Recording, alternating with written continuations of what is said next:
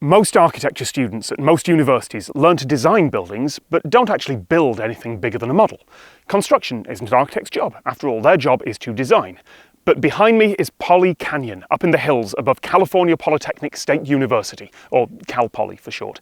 For decades, some of the senior architecture students at Cal Poly have designed and built experimental final projects at full scale in the architecture laboratory. And some of those projects are really weird. So everything here was built by the students? Yes, a lot of times it's based on their schoolwork, and it's in a topic that they want to explore more deeply. They come up with the design, the materials that they need. They do a cost estimate. Some of these go back, I'm not quite sure if the 60s, but definitely early 70s. So how many structures are there? I think there are about 21 or 22 that are still kind of standing. It's not like every student does a senior project that's here. It's if they've got a design they want to make real and they can find the funding for it. Exactly. Cal Poly will give them the space to do it. Exactly. How often is there a new building here? They come really in spurts. Like someone will build, and I think then the students hear about other groups building, so then they might try and do something. We might get one project maybe every 2 to 3 years on average. They try and make it like you were working in the real world. So you have to go through our facilities department here, and they have to get a building permit. And these days there's also a plan for what will be the upkeep. So it's open to the public. So if you're on campus, everyone is welcome to kind of explore the area. And I was amazed when I first started coming out here again, because I went to Cal Poly as an undergrad, and so when I came back, I was really amazed at how much the canyon gets used, and especially in the afternoons and on weekends.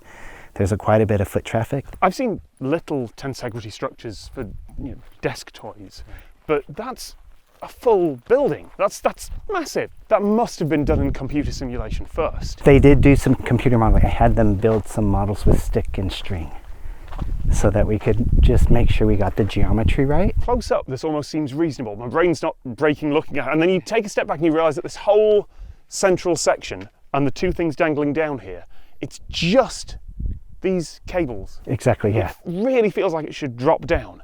When the buildings here are completed, they're left to stand, to face the elements, which means some locals call this place the architecture graveyard, but I don't think that's fair, because there is upkeep here. The buildings are maintained, but cost and time are always going to be issues. There was a time when people used to live here.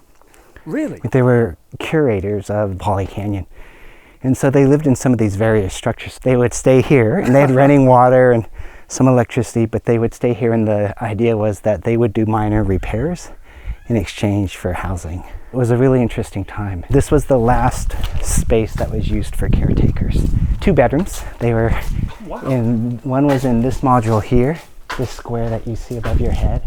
And then there is another bedroom right over this module here. And then they had a kitchen, bathroom was right here, and then like a living space was right over here. But everything's stable. It holds up. It's mostly visitors like us, so there's not a lot of activity down here. Who funds it if they want to build something? Right, so a lot of times the college may have a little bit of money to help them, more like seed money to get them started.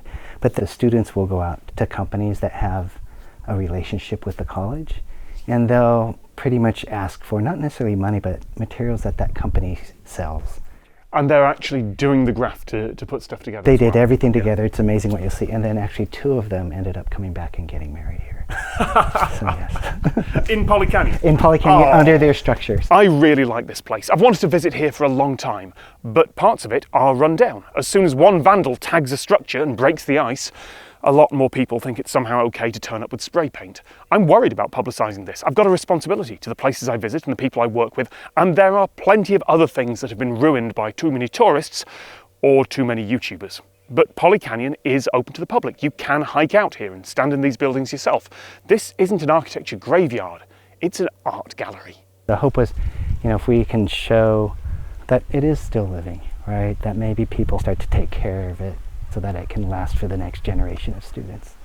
See, now I want to come down here with a bucket of whitewash and Exactly, yes. Well, I will let you know if you happen to be in California.